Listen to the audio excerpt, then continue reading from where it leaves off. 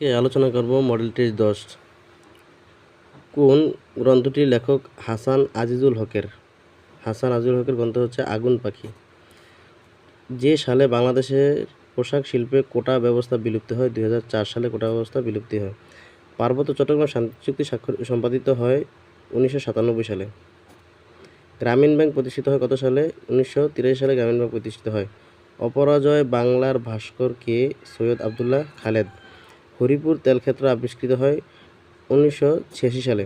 বাংলাদেশের স্থানীয় জনগোষ্ঠী নয়, গারো, মণিপুরি, সাঁওতাল এগুলো বাংলাদেশের স্থানীয় জনগোষ্ঠী। রোহিঙ্গা হচ্ছে আশ্রিত, তারা মায়ানমারের অধিবাসী। প্রাথমিক শিক্ষা বাস্তবায়নে যে প্রতিষ্ঠানটি দায়িত্ব পালন করে? ডিপিই এই প্রতিষ্ঠানটি দায়িত্ব পালন করে। নিচের কোনটি ইসলাম ধর্মাবলম্বী উপজাতি? এখানে যতগুলো আছে তার মধ্যে পাঙ্গন হচ্ছে ইসলাম ধর্মাবলম্বী উপজাতি।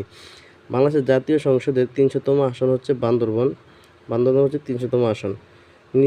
নিম্নে যে বন্যটি বাংলাদেশের হোয়াইট গুল নামে পরিচিত? আমরা জানি হোয়াইট গুল মানে চিংড়ি হচ্ছে হোয়াইট গুল নামে পরিচিত। বাংলাদেশের প্রথম শিক্ষা কমিশন গঠিত হয় 1972 সালে। প্রথম শিক্ষা কমিশন গঠিত হয়। জাতীয় শিক্ষানীতি 2010-এর সভাপতি করেন নুরুল ইসলাম নাহিদ হবে উত্তর। প্রত্নতত্ত্ব যে শাখার সঙ্গে সম্পৃক্ত? নৃবিজ্ঞান প্রত্নতত্ত্বের সাথে সম্পৃক্ত। বাংলা বর্ষের প্রবক্তা হচ্ছে সম্রাট আকবর। বাংলাদেশের সর্বোচ্চ চূড়া কোনটি? বাংলাদেশের সর্বোচ্চ চূড়া হচ্ছে তাজিংডং। তারপরে হচ্ছে বাংলাদেশের লোকশিল্প জাদুঘর কোথায় অবস্থিত? লোকশিল্প জাদুঘর সোনারগাঁয়ে অবস্থিত। বাংলাদেশের সফটওয়্যার প্রস্তুতকারী সমিতি হচ্ছে বেসিস সফটওয়্যার প্রস্তুতকারী সমিতি। ঢাকা বিশ্ববিদ্যালয়ে সলিমুল্লাহ হল নির্মিত হয় 1921 সালে। গণতন্ত্রের মানসপুত্র বলা হয় হোসেন শহীদ সোহরাওয়ার্দীকে গণতন্ত্রের মানসপুত্র বলা হয়। ঢাকা বিশ্ববিদ্যালয় দিবস হচ্ছে 1 জুলাই। ঢাকা প্রথম কার আমলে রাজধানীর মর্যাদা লাভ করে? ইসলাম খাঁর আমলে রাজধানীর মর্যাদা লাভ করে। সারি শব্দের উৎস হচ্ছে এই সংস্কৃত ষাটি শব্দ থেকে। উত্তর হচ্ছে ক। গ্রাম বাংলা পত্রিকা প্রকাশ করেছিল কাঙ্গাল হরিনাথ।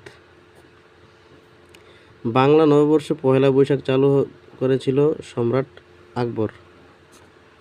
সমাচার দর্পণ প্রকাশিত হয় 1818 সালে। বরিশালের প্রাচীন নাম বাকেরগঞ্জ। বাংলাদেশে বাধ্যতামূলক প্রাথমিক শিক্ষা আইন পাস হয় 1990 সালে। বাংলা ভাষা ও সাহিত্যের প্রাচীনতম নিদর্শন হচ্ছে চর্যাপদ। মাটির ময়না ছবিটির পরিচালক হচ্ছে তারেক মাসুদ।